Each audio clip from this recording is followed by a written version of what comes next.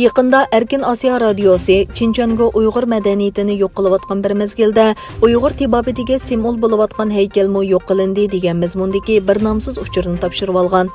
G'ayib bo'lganligi aniqlangan 3 haykal Uyg'ur elining markaziy shahri Urumchidagi Tibobat doktorxonasi qorosiga tiklangan milodidan burungi 4-asrda o'tgan mashhur Uyg'ur tibobat olimi G'oziboyning haykali.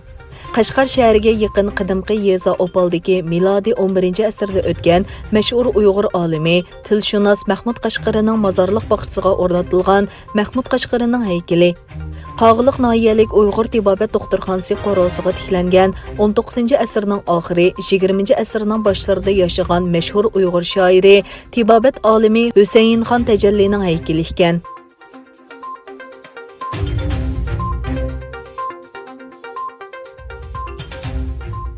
Türkiye saqchilari bu yil 2 noyabr İstanbul Avcılarda qurolli hujumga uchrab, ig'ir yaralangan Yusuf Ahmetning dىلوسىغاچېتىشلىق 2 gumondarni qo'lga tushirgan.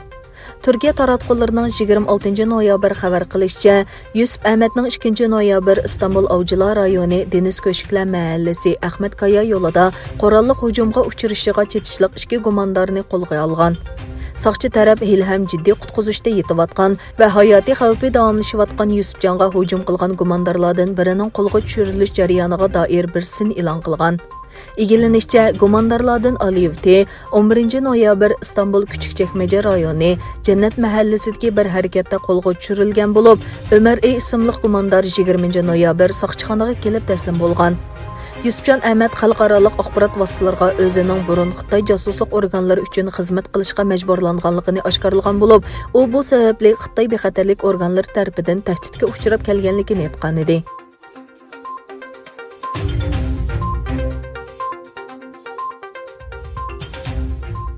Yaqında Amerikada nashrdan chiqadigan Siyosiy xavflar jurnalida Amerika Kishilik huquq qonun fondining tadqiqotchisi Dr. Terry Marsh va Chicago universitetidan Dr. Tengbiao birlashib yozgan Xitoy kompartiyasi çətئەl terrorluq tashkilotlaridagi harakat qiladi mavzuliq bir keng ko'lamlik doklad e'lon qildi.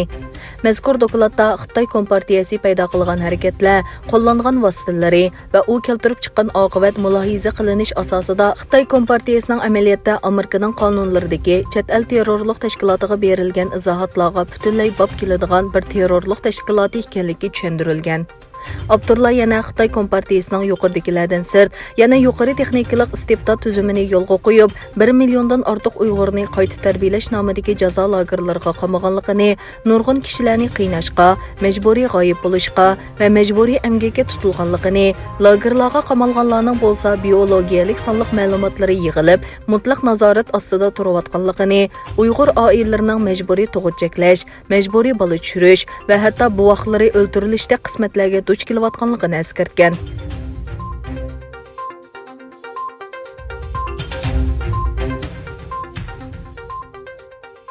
خوڭكوڭدىكى كوئاچيوفى ismli YouTube kanali minglagan ota-onalarni, o'quvchilarni Xitoyga qarshi o'chmanlikka va namoyish qilishga quturatgan deb ayblangan o'qituvchilarni nazorat qilishga chaqirdi. Koa qo'zg'agan Xitoyni qo'llash faoliyati Xoңكوڭdagi bir qism Beyjingni qo'llaydigan siyosiy arboblarning qo'llashiga erishgan. Reuters agentligiga soqchilarning bergan sonliq ma'lumotlarga qaraganda, bultur 6-oydan buyon qo'lga ilingan 9200 namoyishchining taxminan 40% o'quvchilar ekan.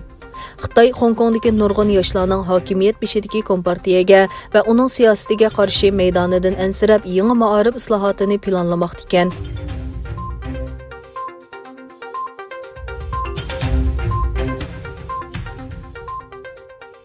Xabar qilinishicha, Janubiy dengizda Xitoy dېڭىزقىرغىقى مۇھاپىزەت پاراخوتى Malaysiyaning dېڭىزتەۋەلىكىگە qonunsiz besib kirib, jiddiychilik keltirib chiqargan.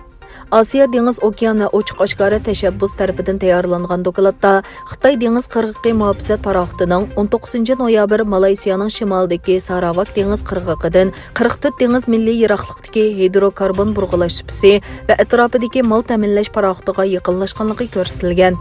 Ogohlantirishlardan keyin Malaysiya dengiz armiyasi paraxot avatib, Xitoy paraxotini qo'g'lab chiqarib o'tgan. Malaysiya hukumati 9-oyda Birlashgan Davlatlar Tashkilotiga avatgan xitobnomada Xitoyning Janubiy dengizdagi tashabbusiga qarshi turgan.